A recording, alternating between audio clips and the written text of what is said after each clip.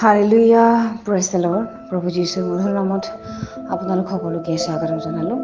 আশা কৰোঁ আপোনালোক সকলোৱে ভালে আছে। প্ৰভু চাকিসকল ঈশ্বৰে আমাক সুন্দৰ দিন, সুন্দৰ বতৰবিলাক দি আছে, তাৰ কাৰণে ঈশ্বৰৰ ধন্যবাদ দিওঁ। আগত দিনটোৰ আৰম্ভণিতে আমি ঈশ্বৰৰ বাক্য চাওঁ। আজিৰ বাক্য আমি লৈছোঁ যিচয়া 40 অধ্যায়ৰ 31 পদ। সুন্দৰ ঈশ্বৰৰ বাক্যই আমাৰ কাৰণে কৈছে, কিন্তু যিবিলাকে জিহুৱালৈ অপেক্ষা কৰে তেওঁবিলাকে নতুন নতুন বল পাব। তেওঁবিলাকে কুৰৰ পক্ষীৰ দৰে দেউকাৰে ওপৰলৈ উৰিব। তেওঁবিলাকে লৰ মাৰি শ্ৰান্ত নহ'ব। তেওঁবিলাকে গমন কৰি ভাগৰ নাপাব। Hallelujah, praise the lord.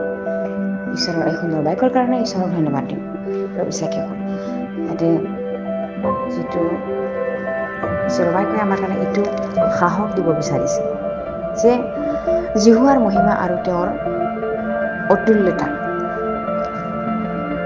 তেওঁ যে তুল্যতকৈ তুল্য হয়, তেওঁ শ্ৰেষ্ঠতকৈ শ্ৰেষ্ঠ ঈশ্বৰ। তেওঁৰ তুল্য কাৰো লগত আমি কৰিব নোৱাৰোঁ। আমি বেলেগৰ লগত তুল্য কৰিব নোৱাৰোঁ। তেওঁ ইমানেই মহান হয়। সেইকাৰণে যাতে আমি মানুহৰ জীৱনত সীমা এটা থাকে, মৰমৰ সীমা, ধৈৰ্যৰ সীমা, শক্তিৰ সীমা, কিন্তু আমাৰ ঈশ্বৰ জিহুৱাৰ কোনো সীমা নাই। তেওঁ সীমাৰ বাহিৰত থকা ঈশ্বৰ। তেওঁ অধিক অধিক অধিক আশীৰ্বাদ কৰা ঈশ্বৰ। সেইকাৰণে তেওঁৰ বাক্যই আজি আমাৰ কাৰণে কৈ আছে, কিন্তু যিবিলাকে জিহুৱালৈ অপেক্ষা কৰে, আমি তালৈ অপেক্ষা কৰিব লাগিব। জিহুৱালৈ অপেক্ষা কৰিব লাগিব। আমি কাৰো মানুহলৈ বা কোনোবা ব্যক্তিলৈ, কোনোবা কামক লৈ, কোনোবা বিষয়লৈ আমি অপেক্ষা কৰোৱাটো অনুচিত, একদমেই অনুচিত হয়। আমি অপেক্ষা কৰিব লাগে যদি আমি জিহুৱালৈহে অপেক্ষা কৰিব লাগিব, আৰু তেওঁ যিকোনো তেওঁ ভালৰ কাৰণে কৰিব। সেইকাৰণে আৰু তেওঁক যিবিলাকে অপেক্ষা কৰে তেওঁলোকে নতুন নতুন বল পাব। পুৰণা কেতিয়াও নাথাকিব, থাকিব যদি নতুন নতুন থাকিব। কিয়নো আমি তেওঁৰ ধাৰ্মিকতাটো মানে যাব লাগে। আমি তেওঁৰ ধাৰ্মিকতাটো খেলি যাব লাগে, তেওঁৰ প্ৰেমটো খেলি যাব লাগে, তেওঁৰ পবিত্ৰতাটো খেলি যাব লাগে, আমি ল'বৰ কাৰণে, গ্ৰহণ কৰিবৰ কাৰণে। হালেলুয়া। আৰু আমি যদি এনেকুৱাকৈ তেওঁলৈ অপেক্ষা কৰোঁ, তেওঁৰ নিচিনা পবিত্ৰ হৈ থাকোঁ, আমি চেষ্টা কৰি থাকোঁ বাক্যৰ লগত খাপ খাই থাকিবৰ কাৰণে, তেতিয়াহ'লে আমি কুৰৰ পক্ষীৰ দৰে আমি দেউকাৰে ওপৰলৈ উৰিম।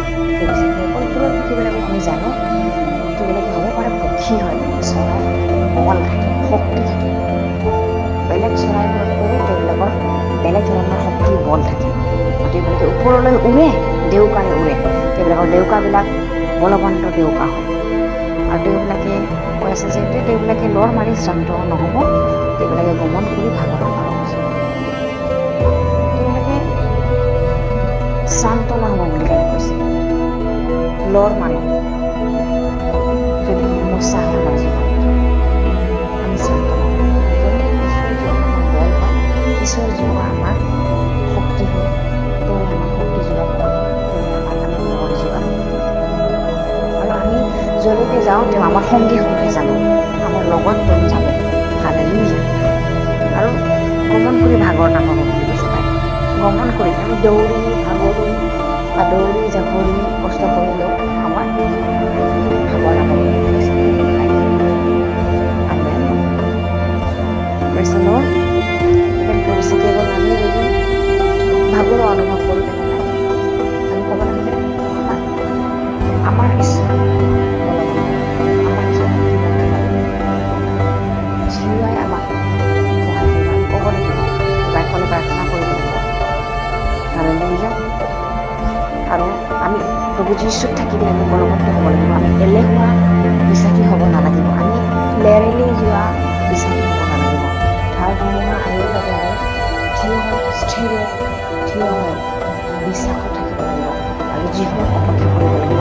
তেওঁৰ ইচ্ছাটো কি হয়, আমি নিজৰ চিন্তাৰে, নিজৰ ভাৱনাৰে আমি খঙৰ কোবত আমি যিকোনো কাম কৰিব নালাগে। আমি ঈশ্বৰক সময় দিব লাগে, তেওঁৰ কি ইচ্ছা হয়। আৰু যদি আমি তেওঁৰ ইচ্ছা দৰে কৰোঁ, আমি চিধা ৰাস্তাত যাম, সিদ্ধ হ'ম, সফল হ'ম। হালেলুয়া। মই বিশ্বাস কৰোঁ এই বাইকৰ যোগেদি আপোনালোক সকলোৱে আশীৰ্বাদ প্ৰাপ্ত হৈছে বুলি। আহক আমি একেলগে প্ৰাৰ্থনা কৰোঁ যাতে আজিৰ দিনটো আশীৰ্বাদ হয়, মংগল হয়। আহক আমি একেলগে মন লোৱাওঁ। ধন্যবাদ প্ৰভু। তুমি আমাদেৰ যুগ, প্ৰশংসাৰ যুগ, তোমাৰ দয়া, তোমাৰ অনুগ্ৰহৰ কাৰণে। প্ৰভু তোমাৰ বাক্য সদায় যাতে আমাৰ হৃদয়ত আমি ৰাখিব পাৰোঁ আৰু সেইদিন আগবাঢ়িব পাৰোঁ। প্ৰভু সদায় যাতে আমি তোমালৈ অপেক্ষা কৰিব পাৰোঁ। প্ৰভু তুমি এনেকৈ আশীৰ্বাদ কৰিবা। ধন্যবাদ পিতৃ ঈশ্বৰ যি হোৱা, তুমি ধন্যবাদৰ যোগ্য। ধন্যবাদ প্ৰভু। আজিৰ দিনটো তোমাৰ হাতত সমৰ্পণ কৰি এই সকলো যাচনা নাচৰতীয় প্ৰভু যীশু খ্ৰীষ্টৰ নামত অৰ্পণ কৰিছোঁ। আমেন। Praise the lord.